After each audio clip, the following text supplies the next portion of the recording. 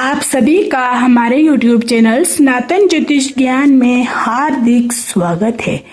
जानेंगे वृषभ राशि फल सितंबर 2025 के अनुसार।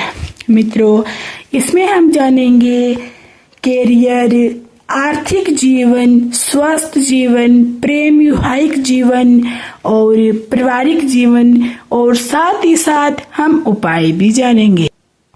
तो आपको मेरी वीडियो अच्छी लगेगी तो वीडियो को लाइक करना और चैनल को सब्सक्राइब करना ना भूलना।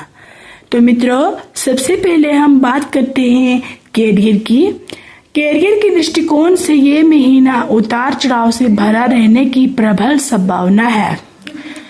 10वें भाव के स्वामी शनि महाराज पूरे महीने एकदश भाव में रहेंगे, जिसे अधिकारियों से आपको संबंध अच्छे रहेंगे, लेकिन 10वें भाव में पूरे महीने राहु महाराज रहेंगे।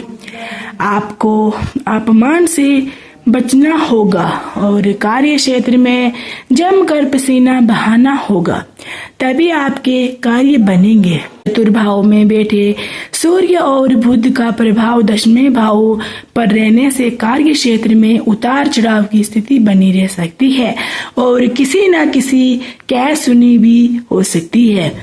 बृहस्पति महाराज दूसरे भाव में बैठकर आपके 10वें भाव को देखेंगे, जो आपको नौकरी में अच्छी स्थिति प्रदान करेंगे और आपके वरिष्ठ लोगों का सहयोग मिलेगा। महीने के उत्तरार्ध में सूर्य और बुध के 5वें भाव में जाने और शुक्र के चतुर्भाव में आकर 10वें भाव को देखने से कार्य क्षेत्र में अच्छी स्थिति बन सकती है। इसी महीने आपको जमकर मेहनत करने के लिए तैयार रहना चाहिए, लेकिन उसके फल भी आपको अवश्य मिलेंगे। व्यापार कर रहे जातकों के लिए महीने की शुरुआत अच्छी रहेगी। 7वें भाव के स्वामी मंगल भी 5वें भाव में बैठकर एकदश भाव को देखेंगे, जहां पर शनि महाराज विराजमान रहेंगे। 13 तारीख में मंगल 6ठे भाव में आ जाएंगे, तब व्यापार को लेकर कुछ खर्चे भी करने पड़ेंगे और व्यापार में सावधानी भी रखनी पड़ेगी। तो मित्रों, ये था कैरियर। अब हम जान लेते हैं आर्थिक। यदि आपकी आर्थिक स्थिति को देखा जाए तो ये महीना आपके लिए अनुकूल रह सकता है। आपके बीच में थोड़ा ध्यान रखना होगा। महीने की शुरुआतों में ही बृहस्पति महाराज दूसरे भाव में और शनि महाराज एकदश भाव में रहेंगे, जो लगातार आमदनी बनाए रखेंगे। इससे आपके पास धन आने के योग्य बने रहेंगे। पारिवारिक आमदनी में बढ़ोतरी होगी, धन संचित भी होगा और आपको सरकारी योजना भी धन निवेश कर सकते हैं। महीने की शुरुआत में मंगल 5वें भाव में बैठकर एकदश भाव को देखेगा, जिससे आपको धन लाभ होने के योग्य बनेंगे और खर्चों में कमी आएगी। इसके बाद मंगल महाराज 13 तारीख से 6ठे भाव में जाकर 10वें भाव को देखेंगे और आपको खर्चे बढ़ेंगे। इस दौरान आमदनी में कुछ कमी महसूस हो सकती है, लेकिन 15 तारीख से बुध और 17 तारीख से सूर्य के 5वें भाव में आकर एकदश भाव को देखने से फिर भी आमदनी में अच्छी बढ़ोतरी देखने को मिलेगी। आप शेयर बाजार में निवेश करेंगे और अनेक तरक्की करेंगे। शुक्र महाराज 15 तारीख को चतुर्भाव में आने से पारिवारिक सुख संपत्ति बढ़ोतरी होगी। घर में अच्छे कार्य होने से उस पर धन खर्चे होंगे, जिसमें सभी को खुशी होगी। इस प्रकार धन का आगमन होता रहेगा, लेकिन घर में आपकी आर्थिक स्थिति अच्छी बनी रहेगी। तो मित्रों, अब जान लेते हैं स्वस्थ जीवन। सितंबर मासिक राशिफल 2025 के अनुसार ये महीना स्वास्थ्य के दृष्टिकोण से मध्यम रहने की संभावना है। 4थे भाव में सूर्य और बुध और केतु के प्रभाव रहेंगे। 5वें भाव पर मंगल और शनि तथा एकदश भाव पर भी शनि का प्रभाव रहेगा। विशेष रूप से देखने को मिल सकता है कि जिसे स्वास्थ्य और उतार चढ़ाव से भरे रहेंगे। आपकी राशि के स्वामी शुक्र महाराज महीने की शुरुआत में 3रे भाव में होंगे और जो कुछ हद तक स्वास्थ्य को अच्छे रहेंगे और उसके बाद वे केतु के साथ चतुर्भाव में आ जाएंगे, जिससे आपको छाती से संबंधित समस्याएं, छाती का संक्रमण, जुकाम, बुखार और पेट से जुड़ी समस्या परेशान कर सकती है। इस महीने आपको यदि पहले से ही कोई शारीरिक गाढ़ परेशान कर रही है तो उसका विशेष ध्यान रखें, अन्यथा वे इस दौरान आपकी समस्या का कारण बन सकती है।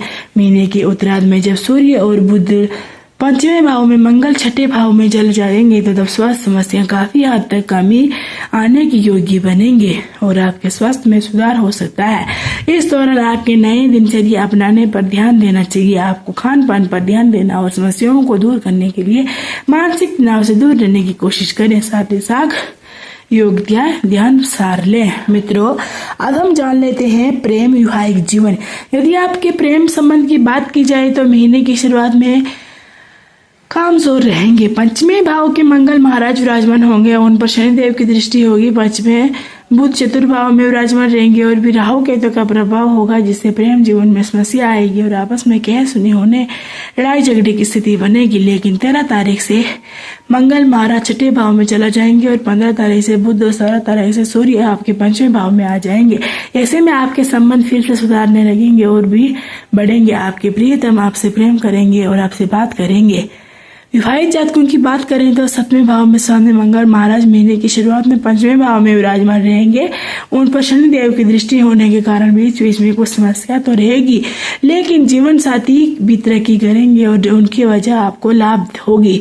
हालांकि 13 तारीख से मंगल के छठे भाव में आ जाने से जीवन साथी को स्वास्थ्य समस्याओं हो सकती है और आपके बीच तनाव बढ़ सकता है। इसके आपको ध्यान रखना होगा। तो अब हम जान लेते हैं पारिवारिक जीवन। ये महीना पारिवारिक जीवन के लिए उतार चढ़ाव से भरा रहेगा। आपको पारिवारिक संबंधों में सुधार करने के लिए बहुत ज्यादा प्रयास करना पड़ेगा। महीने की शुरुआत में ही सूर्य और बुध चतुर्भाव में केतु और साथ बैठे होंगे। 10वें भाव में राहु महाराज उपस्थित रहेंगे, जिससे पारिवारिक जीवन में उथल पुथल रहेगी।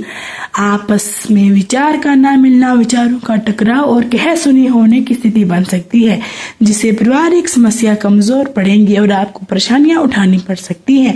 हालांकि दूसरे भाव में पूरे महीने में बृहस्पति महाराज के विराजमान रहने की पारिवारिक समस्याएं धीरे धीरे ठीक तो होंगी, पर बुजुर्ग परिवार वालों को शांति बनी रहेगी। इसके बाद 15 तारीख से बुध और 17 तारीख से सूर्य के पंचवें भाव में प्रवेश करने से पारिवारिक संपत्ति बढ़ेगी और आपस में प्रेम बढ़ेगा। जो समस्याएं चल रही हैं उनमें कमी आ जाएगी। इसमें आपको भी खुशी होगी और आपके परिवार के लोगों को भी पूर्व खुशी मिलेगी। दूसरों के साथ जीवन व्यतीत करेंगे। महीने की शुरुआती में शुक्र महाराज तीसरे भाव में विराजमान रहेंगे, जिससे भाई बहनों से आपके संबंध मधुर बनेंगे और महीने के उत्तरार्ध में 15 तारीख से आपको चतुर्भाव में आप आ जाएंगे, जिससे परिवार में खुशी आएगी और कोई फंक्शन हो सकता है परिवार में। इस महीने किस नए सदस्य का आगमन हो सकता है, कोई शुभ कार्य संपन्न हो सकता है, जिस परिवार में खुशी का माहौल बना रहेगा। तो मित्रों, ये था पारिवारिक जीवन। अब हम जान लेते हैं उपाय जानने से पहले आपको हमारे YouTube चैनल सनातन ज्योतिष ज्ञान को सब्सक्राइब करना है और साथ ही साथ आपको उपाय भी करना है।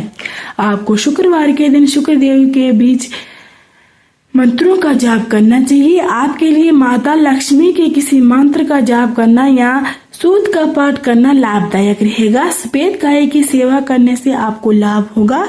छोटी कन्याओं का आशीर्वाद लें और उनको कुछ ना कुछ भेंट अवश्य करें। वीडियो अच्छी लगेगी तो वीडियो को लाइक करना और चैनल को सब्सक्राइब करना ना भूलना।